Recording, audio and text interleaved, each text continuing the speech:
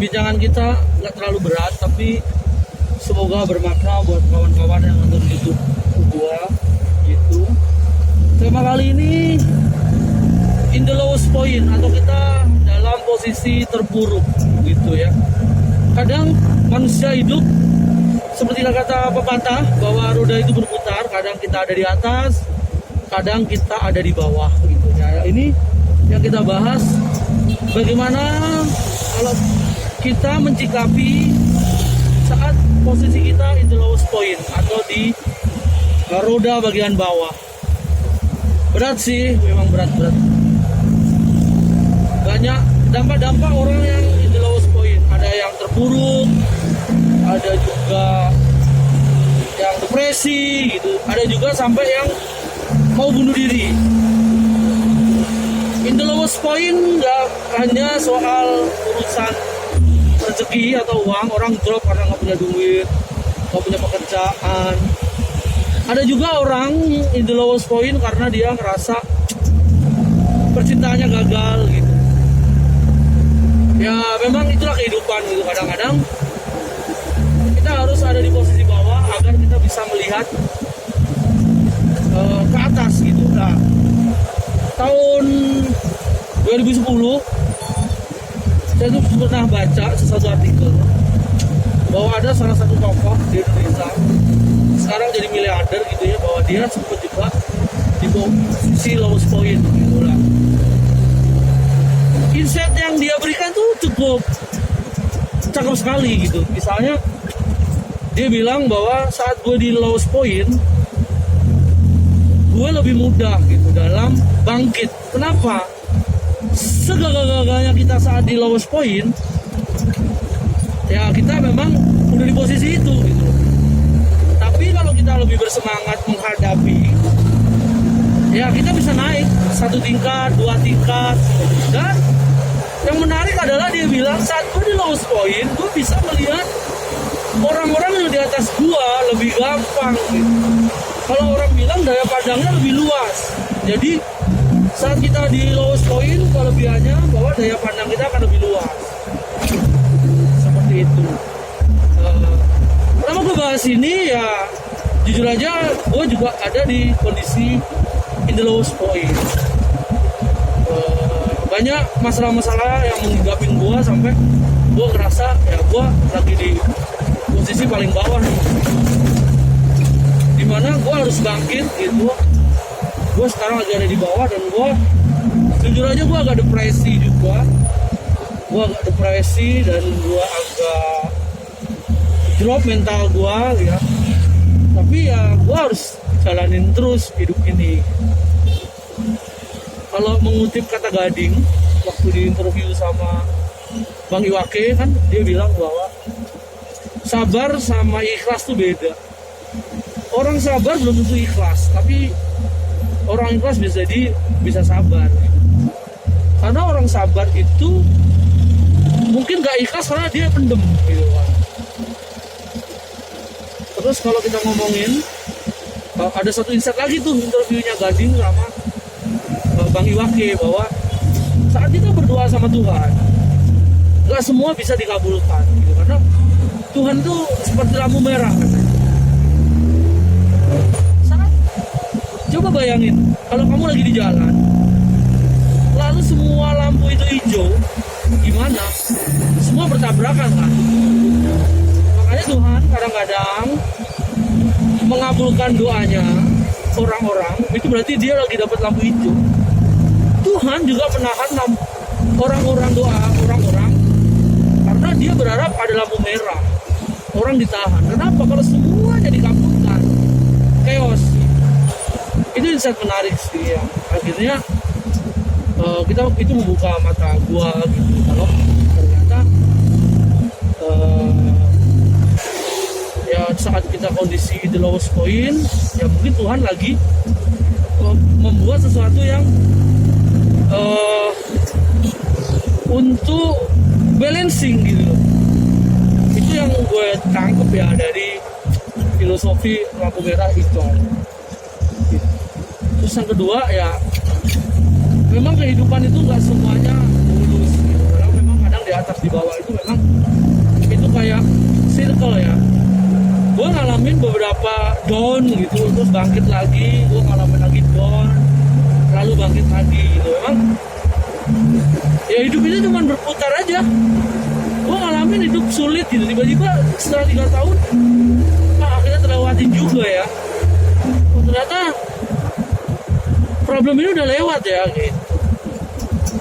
Jadi ya akhirnya gue berpikir untuk hadapin ini ya kita jalanin aja. Dan seperti kata Bang Gading ya kita harus ikhlas. Saat kamu ikhlas ya kamu menjalani ini lebih mudah. Kalau kalian bilang oh Mas Agung ini kan cuman kata-kata Mas Agung, tapi ya memang gue ngalamin juga di kondisi ini. Nah, memang sulit sekali lolos dari in the lowest point itu sulit sekali, capek gitu ya. Kayak kita kayak ngalamin bahwa oh ini problem ini solusinya apa gitu, kita coba cari solusinya nggak ketemu juga. Atau kadang kalau orang bilang ini masa in the lowest point sekarang nih gue ngerasa gelap banget gitu, kayak gue harus ngapain ya, kok nggak bisa terus ya. Gue udah ngelakuin ini loh tapi kok gagal lagi ya. Gue udah coba hadepin ini dengan ini tapi gagal lagi juga gitu. Akhirnya ini tadi sabar dan ikhlas gitu, kita jalanin aja bahwa Tuhan mau bawa kita kemana ya itu terserah dia. Jadi kita udah di masa bahwa ya ikhlas gitu, pasrah ikhlas. Itu yang sedang terjadi di saya sih. Makanya ini channel ngomongin lowest point sebenarnya ya salah satu sesi saya curhat. Ya begitulah, begitu banyak hal ya. Kalau kita ngomongin pahitnya hidup ya banyak sih yang sudah saya lewatin gitu. Saya kehilangan ibu saya dari SMA gitu, ibu saya jadi TKI tapi sampai sekarang nggak ada kabarnya gitu. Beliau jadi TKI tahun 98 pergi ke Malaysia, sempat pulang 2 tahun setelah kerja itu pulang gitu, tapi di tahun 2000 berangkat lagi dan sampai sekarang nggak ada kabarnya. Itu salah satu ujian terberat hidup saya waktu itu.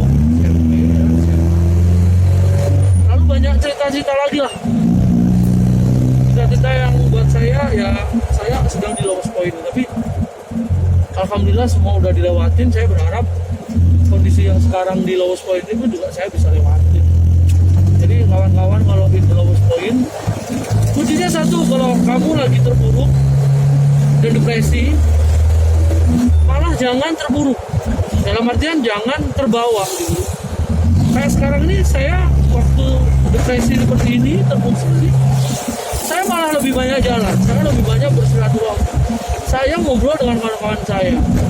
Kawan apa aja, kawan teman-teman dari komunitas mobil, orang-orang yang di pinggir jalan, pedagang-pedagang, sampai saya sempat ya semuanya lah kita ajak ngobrol gitu, bahwa teman-teman ojol saya ngobrol sama mereka. Sederhana sih, tapi sebenarnya itu malah bisa membuat kamu mempunyai spirit lebih gitu. Kamu dengan banyak bersilaturahmi, ngobrol ya siapa tahu dapat rezeki ya. Dan kedua ya kamu bisa melepaskan beban, kamu bisa bercerita. Intinya begitu. Sama kayak sekarang saya lagi depresi, saya main kawan-kawan saya. Meskipun waktu dulu juga masih kita masih ngobrol. Jadi kalau teman-teman yang nonton YouTube ini, ya saya berharap ya kalian nggak sendiri gitu. Kalau kalian lagi drop, ada lagi sulit, kalian nggak sendiri gitu. Semua orang ngalamin posisi di lowest point. Kan kadang-kadang ada orang yang mau disampaikan, ada orang yang nggak mau disampaikan. Tapi intinya tetap bakar semangat. Jangan sampai drop, terbawa, dan sebenarnya kita terpuruk.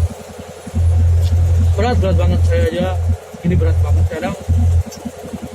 Satu rahasia ya, kadang-kadang kalau gua lihat di YouTube Mas Agung suka main mobil, nyetir, ngebut, itu cara saya ya. Padahal kalau kalian tahu sih, saya ngebutnya itu tuh sambil nangis.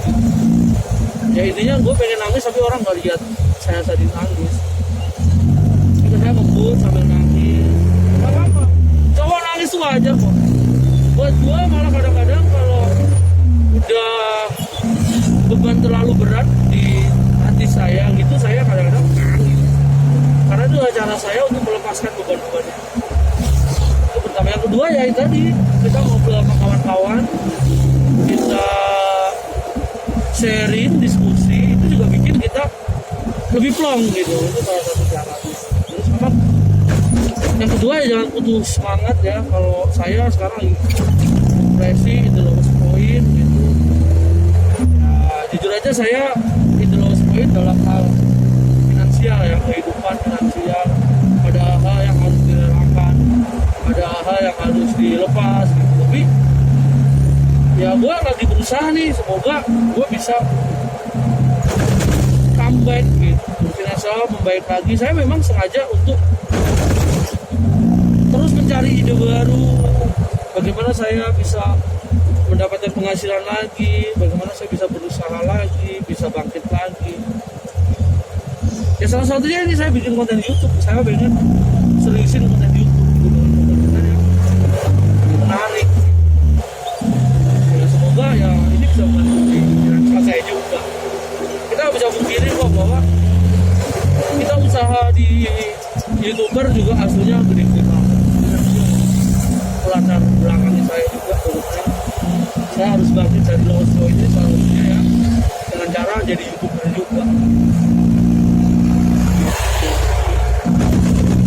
Jadi kawan-kawan, kita senasib setanggungan lah kalau kalian lagi di lowest point.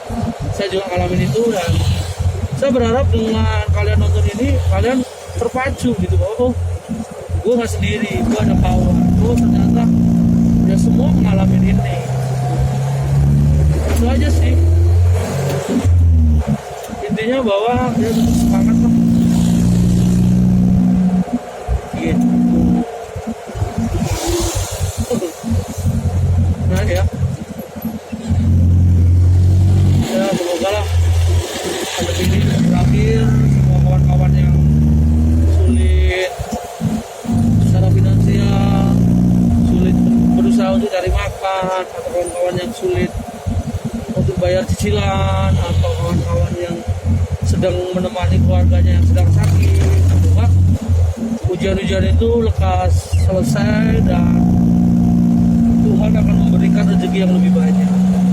Terus yang kedua, saya tuh percaya banget sama kuat bahwa setelah hujan itu pasti ada pelangi. Itu gua percaya banget.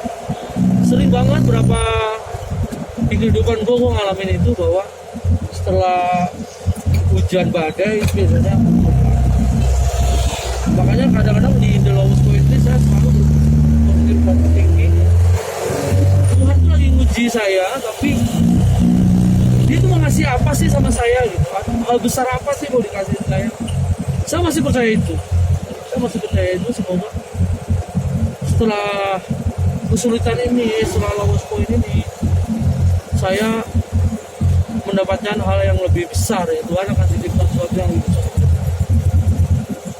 Hal itu sih yang tetap membawa saya untuk tetap positif, meskipun sumpah dalam kehidupan saya ini hal yang paling sulit sih, berat, sangat berat sekali, tapi saya tetap percaya dan yakin bahwa Tuhan punya rencana sendiri, dan rencana itu cukup baik gitu.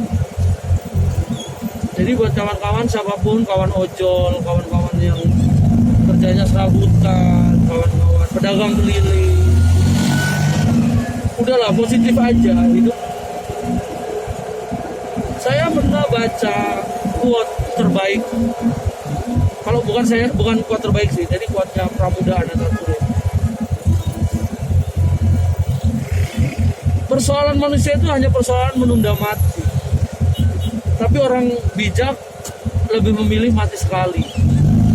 Jadi intinya bahwa kamu tidak bisa kerja, ujung-ujungnya nggak bisa makan, dan ujung-ujungnya mati. Jadi ada persoalan menunda mati. Kamu cari duit biar bisa makan untuk menunda kematian, atau kamu mencuri untuk menyambung hidup kamu, itu adalah persoalan untuk menunda mati juga. Jadi ya persoalan kita kalian tuh cuma persoalan bagaimana menunda kematian aja. Orang nggak makan mati, orang stres depresi mati, orang gila ketabrak mobil mati. Jadi sebenarnya kalau kata Pram bahwa persoalan manusia itu ya hanya persoalan benda mati. Gitu. Jadi kenapa saya bilang begitu, ya udahlah kita jalanin aja sampai Tuhan memberikan hal-hal yang susah ngomong ya, memberikan Tuhan, ya Tuhan biarlah dengan rencana Tuhan itu apa gitu. Intinya kita tetap itu. Kalau memang udah Tuhan mengharapkan kita mati, ya udahlah. Apalagi ya persoalan kita kan menunda itu doang gitu. Jadi kadang-kadang kalau saya sih sekarang ngadepin masalah juga, ya udahlah, gue jalanin aja, kalau ujungnya juga mati gitu sih. Jadi kawan-kawan ya hadepin aja, ikhlas aja gitu. Tapi yang penting jangan patah semangat, jalanin hidup. Berat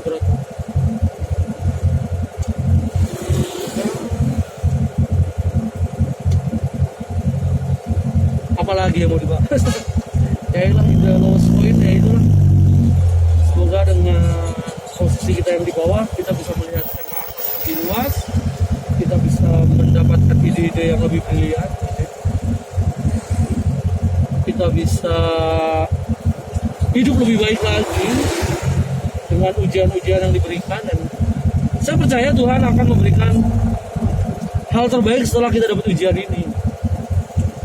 Jadi buat kawan-kawan, positif tinggi, selalu berusaha, dan yang pasti jangan gila deh, jangan stres, depresi boleh, namanya manusia ya, kita terus berusaha melawan ujian-ujian ini, pasti kita terus berpikir dari depresi. Ya seperti itu sih kehidupan, seperti itu. So tetap semangat, dan jangan lupa like, comment, subscribe YouTubeku. Ini adalah cara saya untuk melawan persoalan in the lowest point tadi. Salah satunya saya harus bisa monetize YouTube ini. Semoga kalau saya sukses, saya akan sharing ke kalian juga. Kalian juga bisa. Makanya manusia harus belajar ya. Ternyata jadi YouTuber itu sulit. Ya, saya sekarang lagi belajar itu. Belajar ngedit video, bikin video yang menarik, atau bikin konten-konten menarik. Sebenarnya itu ternyata sulit, butuh biaya, butuh belajar. Tapi intinya ya udahlah, kita jalanin, kita belajar. Ya ikhlas tadi. So, terima kasih banyak yang sudah nonton YouTube saya. Sekali lagi jangan lupa like, comment, subscribe. Saya Agung. Bye.